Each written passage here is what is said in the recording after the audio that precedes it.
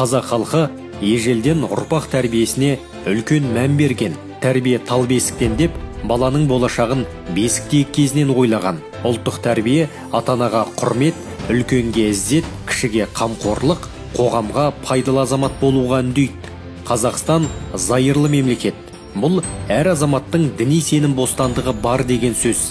Бірақ бұл бостандық орта білім беру саласында, мектепте заңмен шектелетінін де ұмытпағанымыз жөн. Мектеп білім мен тәрбие ордасы. Мұнда әр оқушы бекітілген мектеп формасын киіп, мектептің ішкі тәртібі мен ережесін қатаң сақтауы тиіс. Себебі бұл бала тәрбиесі мен қауіпсіздігін қамтамасыз етуге бағытталған талаптар. Мектеп формасы теңдік пен тәртіптің көрінісі.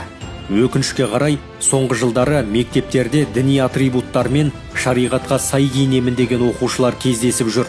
Алайда бұл әрекеттер ел заңдарына қайшы келеді. Мектеп дін насихат жүргізетін орын емес. Бұл заңмен қатаң реттелген жүйе. Егер бала мектеп ережелеріне бағынбай, арнайы форманы кимесе, ата-анасы жауапкершілікке тартылады. Бұл заң талабы. Зайырлы қоғамда әр адам өз сеніміне құрметпен қарай алады, бірақ ол сенім қоғамдық тәртіпке, басқа адамдардың құқығына нұқсан келтірмеуі тиіс. Сол себепті мектептерде діни ерекшеліктері бар киімдерге тыйым салынады.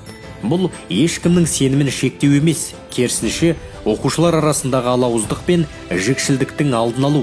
Қазақ тәрбие сыйластық пен сабырдың, бірлік пен ынтымақтың үлгісі. Сол тәрбиені жастар бойына сіңіріп, қоғамда жауапты, тәртіпті азамат ретінде қалыптасу қажет. Ал тәртіптің бастауы мектеп ережесін құрметтеуден басталады. Сондықтан әр оқушы мектептің ішкі тәртібіне бағынуға, заң мен ереже талаптарын орындауға міндетті. Білім мен тәрбие қатар жүрсе ғана болашағымыз жарқын, ұрпағымыз саналы болады. Қазақ тәрбие ұлтты сақтайтын рухани байлық.